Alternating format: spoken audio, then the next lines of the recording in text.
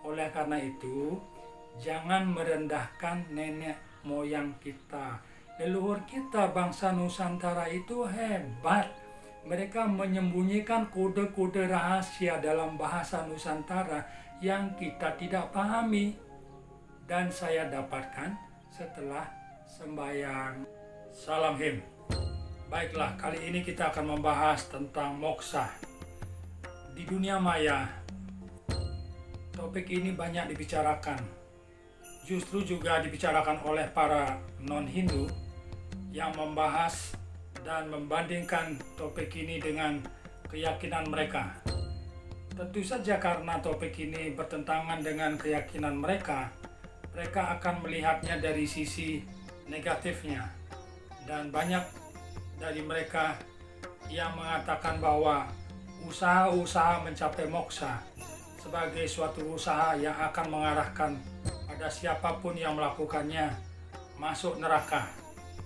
Nah, untuk meluruskan hal-hal seperti itu, saya merasa ikut ingin mengambil bagian untuk menjelaskan apa sebenarnya moksa itu dari keyakinan agama Hindu in my perception. Selamat datang kembali di HIM. Mari kita bahas tentang topik moksa ini. Baiklah, kalau kita mengikuti definisi moksa dari para non-Hindu, maka apa yang mereka namakan moksa adalah suatu keadaan di mana di saat kita ingin meninggalkan dunia fana ini atau ingin segera tidak lagi hidup di dunia, maka kita bisa melenyapkan diri kita. Jadi yang dinamakan moksa definisinya menurut mereka adalah hilang, lenyap setelah meninggal atau wafat. Nah, tentu saja ada beberapa orang yang dikatakan telah mencapai moksa, misalnya di Pulau Jawa, diantaranya adalah Prabu Brawijaya V, Prabu Jayabaya, kemudian Sabda Palon, dan juga Danghyang Nirata di Bali, serta kalau kita melihat Yesus Kristus juga wafat dengan tidak meninggalkan badan raganya. Jadi definisi inilah yang digunakan oleh mereka, sehingga mereka mengatakan bahwa pada zaman sekarang hal-hal seperti itu adalah hal-hal yang mustahil dan tidak perlu dilakukan karena bertentangan dengan batas-batas manusia. Namun jika kita mengikuti berita-berita seperti di media televisi, di mana ada seorang perempuan tua yang bisa membuat pisang goreng dengan tangan telanjang, maka orang beramai-ramai heran dan mempertanyakan kenapa hal-hal seperti itu bisa terjadi. Logikanya adalah minyak pasti akan melepuhkan tangan si nenek, tapi kenyataannya ia bisa melampaui kemampuan manusia biasa. Nah, kita tidak akan mempertentangkan hal-hal seperti itu karena kalau itu dipertentangkan, maka menurut mereka yang non-Hindu, mereka menyatakan mempelajari kesaktian atau kegaiban adalah sesuatu lagi yang akan membuat orang siapapun akan masuk neraka. Tetapi kita seharusnya tidak menjelek-jelekkan keyakinan orang lain, apalagi keyakinan nenek moyang atau leluhur kita sendiri. Di zaman dahulu, di saat kerajaan masih berdiri banyak di Indonesia, keyakinan-keyakinan seperti itu sudah biasa.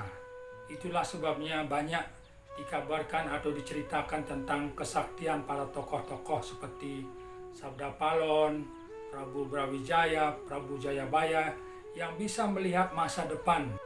Jika kita sependapat dengan definisi yang disampaikan di atas tadi, nah, moksa dalam definisi itu bisa dibagi dalam 3 bagian, yaitu moksa, adimoksa, dan paramamoksa. Jika seseorang meninggalkan badannya saat meninggal, dikategorikan sebagai moksa. Tetapi jika ia meninggalkan bekas seperti abu, maka dikategorikan sebagai adimoksa, dan jika mereka berhasil lenyap sama sekali, itu adalah paramamoksa. Di zaman modern seperti ini, dalam HIM ini, tentu kita harus mengacu juga pada teori-teori Hindu modern. Oleh karena itu, saya mengajak kita semua untuk melihat Hindu di belahan dunia yang lain. Mari kita melihat pendapat Sri J. Lakani, salah satu direktur perguruan tinggi Vivekananda di Inggris, yang mengatakan moksa adalah sebenarnya kata yang berasal dari dua kata.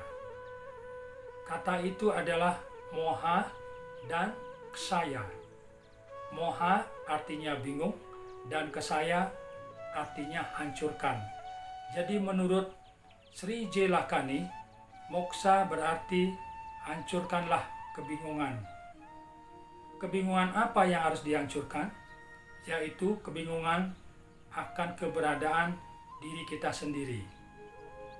Dalam hal ini, siapakah diri kita? Kemanakah tujuan kita? Oleh karena itu, Sri J. Lakani menganjurkan siapapun yang ingin memperdalam tentang moksa harus mau belajar Upanishad. Apakah Anda sudah juga membuka Upanishad? Saya sarankan Anda membuka Upanishad biar Anda atau kita semua mengerti. Jika kita setuju dengan pendapat Sri J. Lakani, maka para bijaksana juga membagi moksa ke dalam 3 bagian, yaitu jiwan mukta atau jiwa mukti, di mana kita dikatakan bisa moksa semasih kita hidup di dunia ini.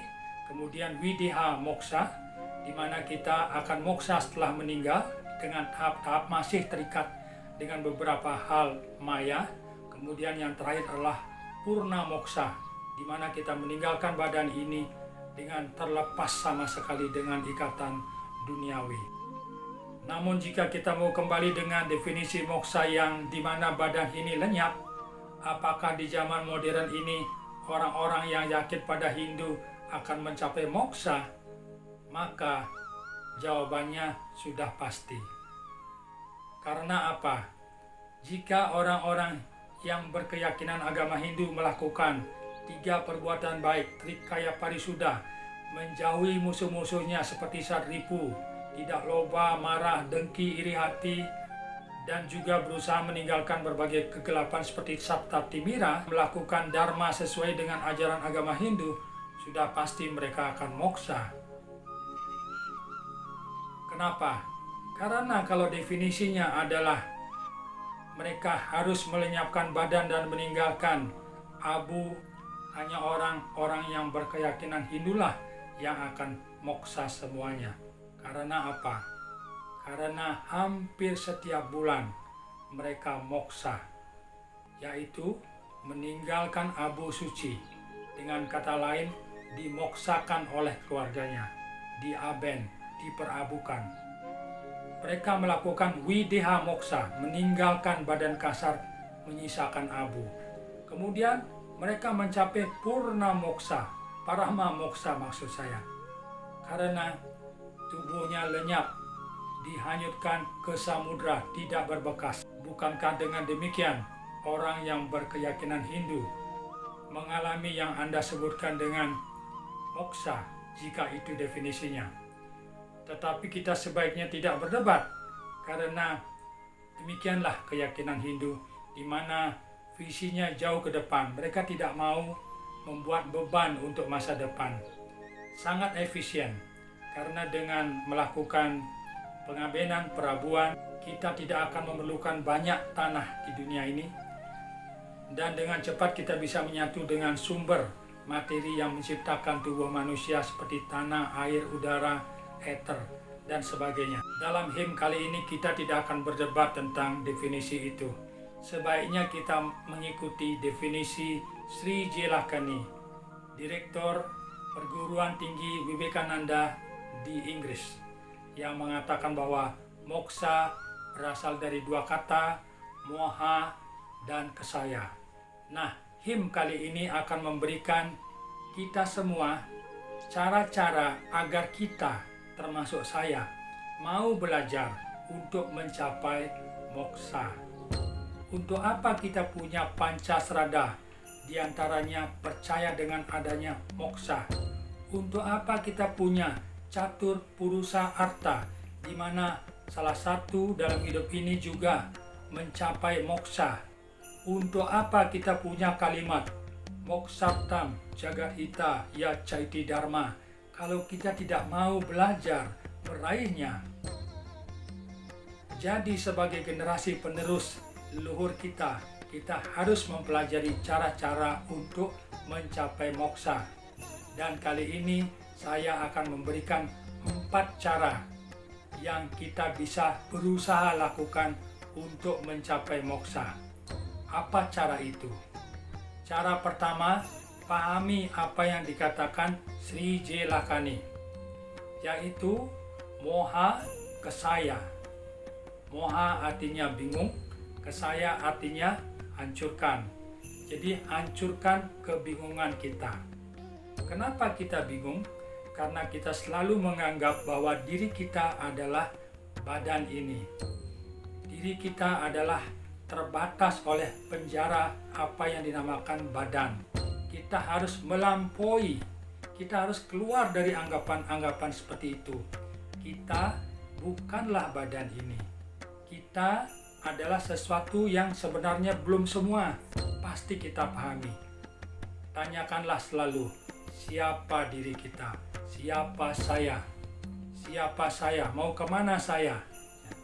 Jika kita bisa terus mengulang moha kesaya, hancurkan kebingungan, dan menemukan jawabannya, pasti kita akan pelan-pelan mengarah kepada moksa, karena kita bisa mengetahui apa itu.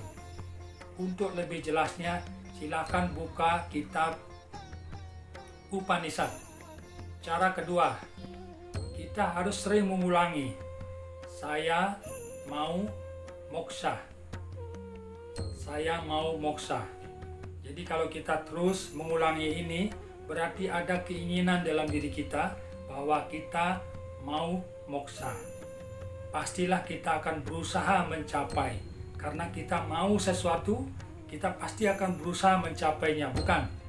Nah, dengan 2 cara ini, mudah-mudahan kita semua bisa mencapai moksa. Tetapi dengan 2 cara ini rasanya kurang cukup. Akhir-akhir ini dalam situasi COVID-19 saya sering berdoa.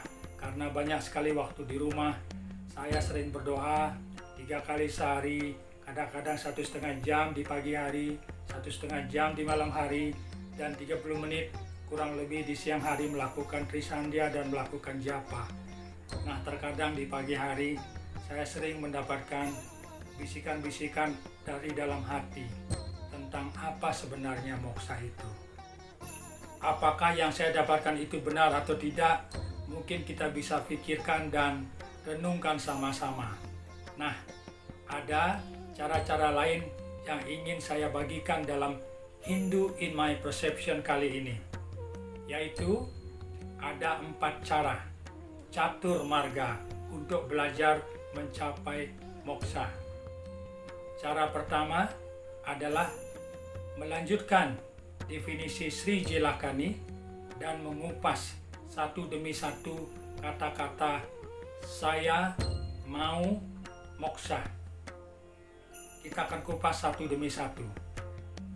Karena saya lulusan sastra, saya akan membahas moksa dari sisi sastra. Dalam ilmu bahasa dikenal ilmu linguistik yang mempelajari tentang morfologi, yaitu ilmu yang mempelajari tentang kata-kata atau morfem kata-kata, dan juga ilmu semantik yang mempelajari makna suatu kata. Jadi marilah kita tinjau moksa ini dari sisi itu agar tidak selalu berkutat pada hal-hal spiritual. Bisa juga kita memandang apa kata-kata yang tersimpan dari warisan leluhur bangsa Nusantara yang luar biasa. Nah, saya mengatakan bahwa leluhur kita luar biasa karena mereka meninggalkan sebuah bahasa yang boleh kita namakan bahasa Nusantara, di mana pada saat itu keyakinan akan agama Hindu masih sangat tinggi. Mereka menyelipkan beberapa kode-kode rahasia yang mungkin harus kita gali satu demi satu kalau kita punya waktu. Baiklah, cara pertama yang saya dapatkan adalah kita pahami dulu. Dari saya mau moksa, kata pertama adalah saya. Apakah Anda tahu artinya saya? Pernahkah Anda mempertanyakan apa artinya saya? Setelah saya teliti renungkan, adalah seperti yang dikatakan Sri Jelakani. Saya sebenarnya berasal dari kata kesaya, di mana huruf K-nya melunak. Contoh-contoh lain yang bisa saya sampaikan misalnya, kesatria menjadi satria, kesetra menjadi setra. Jadi huruf K-nya melemah. Jadi kesaya sebenarnya adalah kata dasar dari saya. Kalau kita kembalikan ke kata dasarnya, maka saya sebenarnya berarti hancurkan. Apa yang ingin kita hancurkan? Saya yang mana? Saya yang tidak nyata.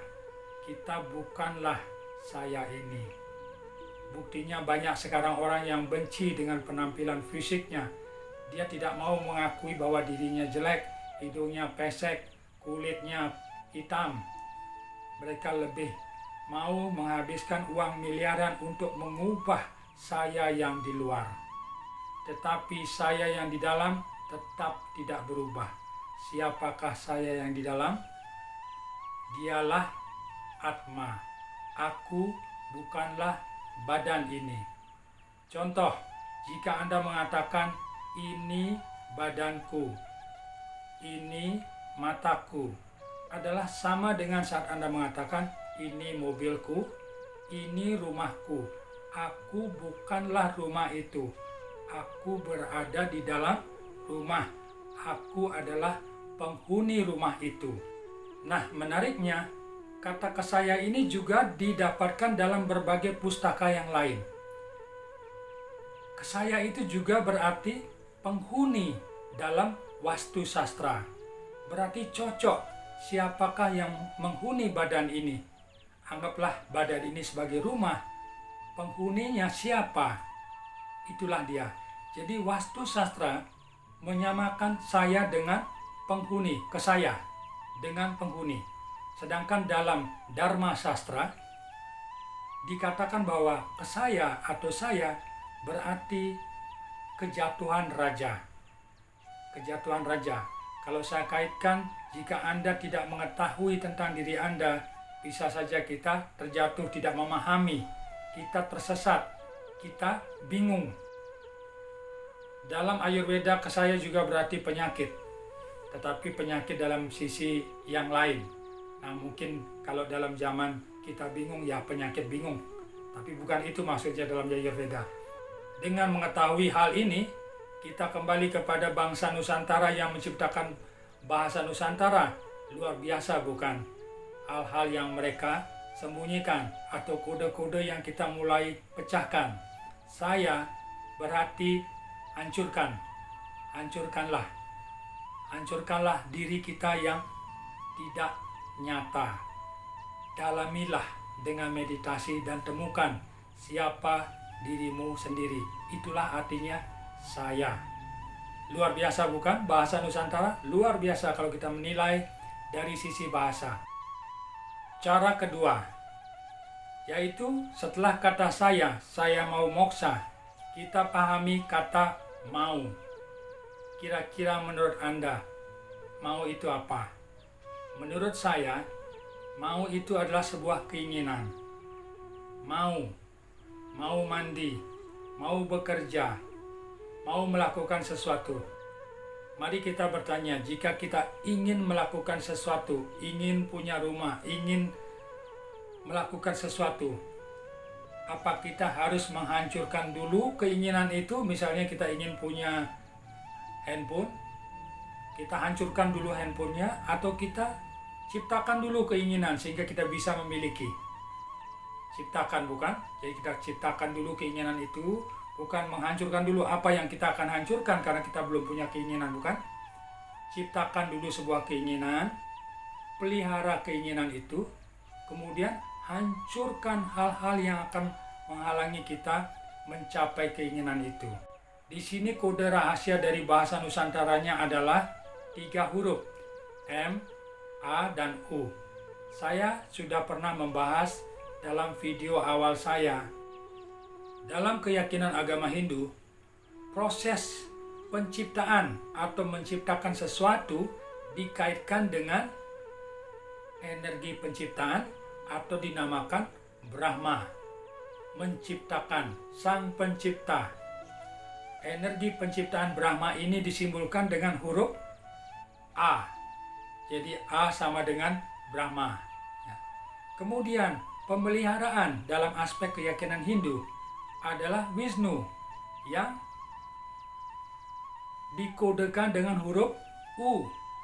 Jadi kalau kita memelihara keinginan, cukup dengan mengingat U akan terpelihara semua keinginan kita, karena Dewa Wisnu akan melindungi apa yang kita inginkan, memberikan kita kekayaan melalui saktinya Dewi Laksmi dan sebagainya. Dan jika ingin melebur hal-hal yang tidak sesuai, misalnya dosa-dosa ataupun hal-hal yang tidak sesuai, maka itu adalah tugas peleburan Dewa Siwa, yaitu dikodekan dengan huruf M. Jadi kalau kita berusaha menyusun kata mau ini dengan tepat, seharusnya bukan peleburan dulu, tetapi penciptaan kita pelihara dan lebur yang tidak perlu. Sehingga kata mau harus kita bentuk dan asosiasikan menjadi Aum. Jadi mau yang bersifat materi berubah menjadi Aum yang bersifat spiritual. Ya. Mau mandi, Aum mandi. Maksudnya apa? Jika kita merubah dalam pikiran kita mau sama dengan Aum, maka saat kita mau mandi, kita katakan Aum mandi. Jika kita mentransformasikan kata mau menjadi Aum, maka setiap kita ingin melakukan sesuatu akan berubah menjadi sesuatu yang lebih suci, karena Aum itu adalah simbol dari Yang Maha Kuasa. Pada saat Anda ingat mau mandi, berubah menjadi Aum mandi. Mungkin saja Anda akan menyanyikan Gangga Cayamuna Cewa Godawari Saraswati Narmade Sindhu Kaweri Jalesmin Sanidim Kuru. Nah, kalau Anda menyanyikan lagu-lagu seperti itu di kamar mandi, tidak apa-apa Anda lama-lama. Jangan takut ada jin atau apa di kamar mandi, tidak. Oleh karena itulah orang-orang yang berkeyakinan agama Hindu banyak membuat tempat untuk menyucikan diri. Sehingga pada saat dia mandi lama-lama, dia bisa menyanyikan lagu-lagu yang lain. Uskaradhyani Tirtani Gangga Diaha Saritas Tata Agacantu Pawitrani Snana Kale Sadamama. Bayangkan Aum mandi. Anda menyucikan diri Anda. Bukankah Anda akan belajar moksa? Kemudian Anda mau bekerja. Anda teringat lagi, Tuhan, aku mau bekerja. Anda akan menutup mata sebentar. Wakratunda Mahakaya Surya Koti Samaprabha Nirwignam Kurume Dewa Sarwa Karye Susarwada. Alangkah indahnya jika mau berubah menjadi Aum. Semua kegiatan Anda disucikan, bukan? Itulah hebatnya. Kode-kode rahasia dalam bahasa Nusantara. Banyak sekali kode-kode rahasia jika kita mau menggalinya dari sisi bahasa. Saya mau mati, Aum mati. Tidakkah Anda akan ingat dengan Bhagavad Gita? Bhagavad Gita mengatakan, jika engkau mengingat aku terutama saat nafas terakhir, engkau akan mencapai diriku. Jadi, jika Anda ingat mau menjadi Aum, sudah pasti kita belajar moksa, dan saya yakin suatu kebiasaan akan membuat kita mengucapkan dengan tidak sengaja. Kami pernah membantu seorang turis dari Korea yang mengalami kecelakaan dan lukanya sangat parah di kepala dan darahnya bercucuran. Kami membantunya karena itu malam hari tidak ada yang menolong, tergeletak di jalan. Jadi kami bersama Pak Sadia, supir pada saat itu, membawanya ke rumah sakit di Denpasar. Anda tahu apa yang dia katakan selama dalam perjalanan? Yang dia katakan adalah kebiasaannya dia mengumpat. Shit, shit, shit, shit. Terus tidak henti-hentinya dia mengatakan hal itu. Menurut Bhagavad Gita, jika orang itu meninggal, pasti dia akan mencapai shit. Anda tahu artinya shit? Tai. Mungkin dia akan menjadi cacing. Nah, mari kita biasakan mengatakan mau menjadi aum. Inilah cara kedua untuk belajar moksa. Mulai sekarang Anda dan saya, kita semua belajar mengatakan saya aum bekerja, saya aum mandi, dan nanti di nafas terakhir saya aum mati. Pasti kita moksa. Cara ketiga, gabungkan kata saya dan mau. Saya mau, tetapi saya bukan ke saya hancurkan, saya dalam bahasa Nusantara, saya. Kalau kita gabungkan saya bahasa Nusantara dengan aum, maka akan menjadi saya aum atau saya om. Dalam keyakinan Hindu, saya om sudah biasa. Maksud saya, Anda banyak bisa menemukan kata-kata seperti ini dalam Weda. Contohnya, aham Brahma asmi. Siwoham. Apa makna kata-kata ini? Bukankah sama dengan saya om? Waduh, orang Hindu mempersekutukan Tuhan. Aku Siwa. Aku Brahma. Waduh, kualat nih orang-orang Hindu. Bukan begitu ya? Bukan. Anda tidak memahami filsafat Hindu. Kalau Anda mengatakan seperti itu, Anda penuh ego. Anda hanya mengarah kepada diri Anda sendiri, bukan begitu caranya. Filsafat Hindu ada lagi yang harus Anda buka atau kita buka. Apa itu? Tat, Tuam, Asi. Pada saat Anda mengatakan Siwoham, transformasikanlah hal itu kepada Tat, Tuam, Asi. Artinya dia adalah kamu. Dengan demikian, maka Siwoham, Siwo Tuam, Anda semua adalah Siwa. Bukankah Anda akan menjadi hebat? Anda bisa berada di mana-mana, bukan? Melampaui kemampuan badan Anda. Anda bisa berada dalam ribuan orang. Karena semuanya adalah Anda adalah mereka. Dengan mempelajari prinsip Siwoham dan Tatuam Asi, maka Anda akan dengan setulus hati melayani pengemis yang lapar di jalanan, yang tubuhnya kotor, tidak pernah mandi. Mungkin Anda akan rela menyuapi dia atau memandikan mereka jika Anda benar-benar menghayati Tatuam Asi Siwoham. Kamu adalah dia adalah Siwa.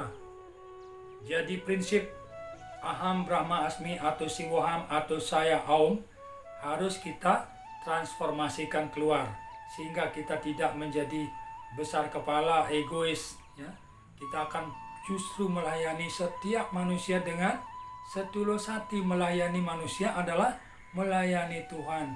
Bukankah kita akan moksa? Ya, kita akan belajar moksa dengan benar-benar melakukannya. Tetapi kalau Anda pamrih, menolong orang dengan pamrih, ya tentu saja itu bertentangan dengan Bhagavad Gita. Kita mungkin akan kecewa, tidak mencapai. Setiap orang yang berharap akan apa yang dia kerjakan, bisa saja orang itu akan kecewa dan tidak akan mendapatkan kepuasan batin.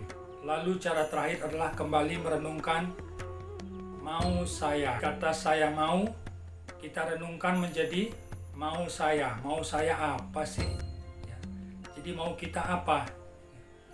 Nah, di sini lagi hebatnya bahasa Nusantara. Jika Anda perhatikan ada dua kata, mau saya. Mari kita kembali ke definisi yang tadi. Mau saya. Ya, kita kupas dulu kata mau. Saya pelajari bahwa pada bahasa Nusantara, kata au cenderung dirubah menjadi o. Contohnya adalah aum menjadi om. Au, o. Contoh lain, Draupadi, Dropadi. Au menjadi o. Saudara, saudara. Jika kita ikuti kecenderungan ini, maka seharusnya mau menjadi mo. Contoh yang lain, Gautama, Gotama. Ya. Jadi kalau kita rubah, Gautama, Gotama, mau, mo.